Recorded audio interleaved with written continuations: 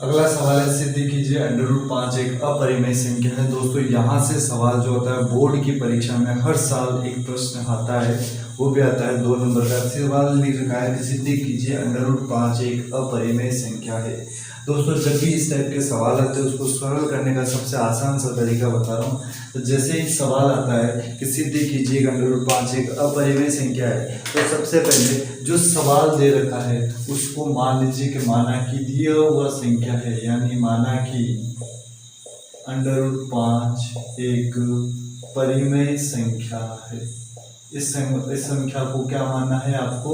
परिमेय संख्या। ऐसा मानना है कि माना कि √5 एक कौन सी संख्या है? माना कि √5 एक परिमेय संख्या है। परिमेय संख्या को कैसे लिखते हैं दोस्तों आपको पता है? परिमेय संख्या को लिखा जाता है a/b से। ये हो गई आपकी इक्वेशन नंबर फर्स्ट। जैसे सवाल आता है सिद्ध कीजिएगा √5 एक अपरिमेय संख्या है, आपको लिखना है कि माना कि √5 एक कौन सी संख्या है? परिमेय संख्या है। परिमेय संख्या को किससे लिखते हैं? a/b। जैसे ही इस सवाल के प्लस में या गुणे में कोई संख्या नहीं है, इसका मतलब आपको उन दोनों पक्षों में क्या करना है? वर्ग। तो अगली लाइन में लिखेंगे दोनों पक्षों में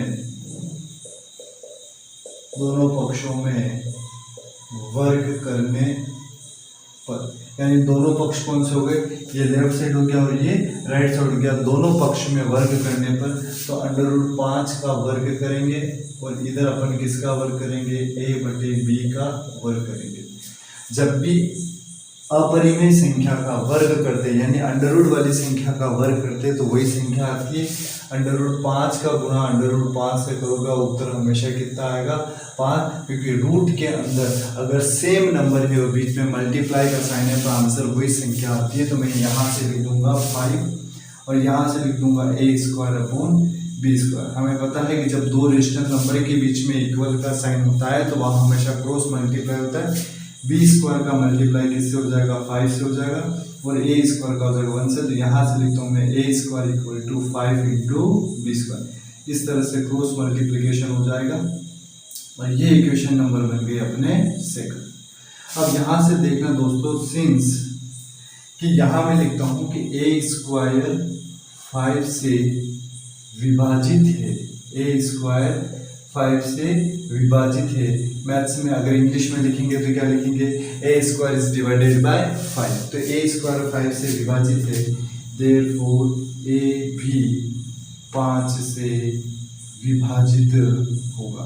इस पूरे स्टेटमेंट को मैं आपको बहुत अच्छे तरीके से समझा दूंगा एक अच्छे से एग्जाम्पल से, कि यहाँ लिख रखा है कि a² 5 से विभाजित है तो a भी 5 से विभाजित होगा। दोस्तों सपोज कर लीजिए कि आपने a बराबर कुछ एक नंबर लिया, मैंने लिख दिया 10। अगर मैं इस नंबर का स्क्वायर करता हूँ तो कितना आता है? 100। ये कह रहा है कि a² 5 से, तो 100 5 से विभाजित है कितनी बार? 20 बार। फिर ये कह रहा है a भी 5 से विभाजित है, यानी ये जो नंबर है वो भी किससे विभाजित होगा? 5 से। तो आंसर आ जाएगा। तो जब आप उस नंबर के स्क्वायर को डिवाइड कर रहे हो तो आंसर आ रहा है ये, नंबर को डिवाइड कर रहे हो तो आंसर आ रहा है ये। यानी कहने का मतलब है कि दोनों आंसर क्या आ रहे हैं? अलग। अगर किसी नंबर के स्क्वायर में डिवाइड हो रहा है तो उस नंबर में भी डिवाइड होगा, अगर नंबर के स्क्वायर में डिवाइड नहीं होगा तो उस नंबर में भी डिवाइड नहीं होगा। ये एक नंबर था, इसका स्क्वायर क्या 100 डिवाइड हो गया, उसी नंबर में डिवाइड हो गया, लेकिन ये दोनों आंसर क्या आ रहे? सेम नहीं आ रहे, दोनों आंसर अलग आ रहे। तो मैं यहाँ एक करना लिखता हूँ कि जब मैं a को इस 5 से डिवाइड करता हूँ, जैसे मैंने a को 5 को 100 से डिवाइड किया, आंसर 20 आया। 5 को 10 से डिवाइड किया, आंसर 2 आया। यानी दोनों आंसर अलग है। इसका मतलब इस अलग आंसर को मैंने एक अलग नाम दे दिया और अलग आंसर को मैंने अलग नाम देकर क्या कहा? अलग नाम देकर मैंने कहा c। फिर से दोनों रेशनल नंबर के बीच में इक्वल का साइन है, कौन सा मल्टीप्लाई हो जाएगा? क्रॉस का। इसके अपोन में कुछ नहीं है तो 1 लिखा। a = यहाँ से आ जाएगा 5 × c। यहाँ से हमारे पास दोस्तों a की वैल्यू आ गई है और इस जगह में यहाँ लिखता हूँ कि a की वैल्यू समीकरण 2 में रखने पर, तो a का मान यहाँ लिखता हूँ मैं दोस्तों, a का मान समीकरण 2 में रखने पर। समीकरण 2 कौन सी है दोस्तों? हमारे पास है a² = 5 × बी स्क्वायर। इस पूरे समीकरण 2 के अंदर अपन यहाँ से ए की जो वैल्यू लिखी 5 इंटू सी वो पुट करते हैं। यहाँ लिखा मैंने 5 इंटू सी का होल स्क्वायर बराबर 5 बी स्क्वायर। 5 का स्क्वायर दोस्तों आप जानते हो 25, 5 इंटू 5 25, सी इंटू सी स्क्वायर 5 बी स्क्वायर। 5 से 25 कैंसिल होता है, 5 टाइम ये हो जाएगा 5 C square equal to B square. Equation number कौन सी होगी दोस्तों? थर्ड। यहाँ से जो स्टेटमेंट लिखा वैसा का वैसा स्टेटमेंट यहाँ पर भी लिखते हैं।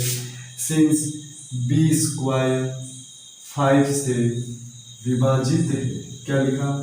बी स्क्वायर 5 से विभाजित है, देयरफॉर बी भी 5 से विभाजित होगा।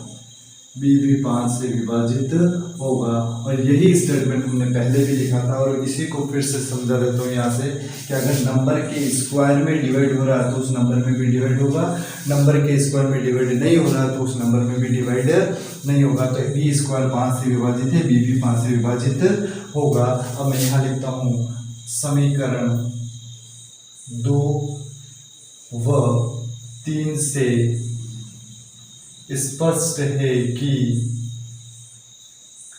पूर्णांक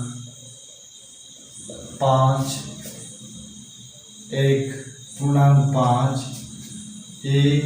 व बी का एक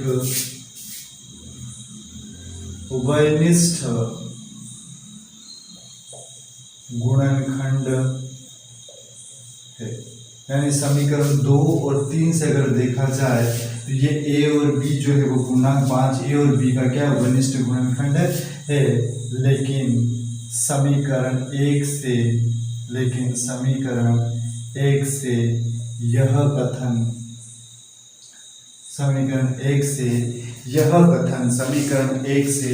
यह कथन गलत है। अतः √5 एक अपरिमेय संख्या है। √5 है, कौन सी संख्या हो गई? √5 एक अपरिमेय संख्या हो गई।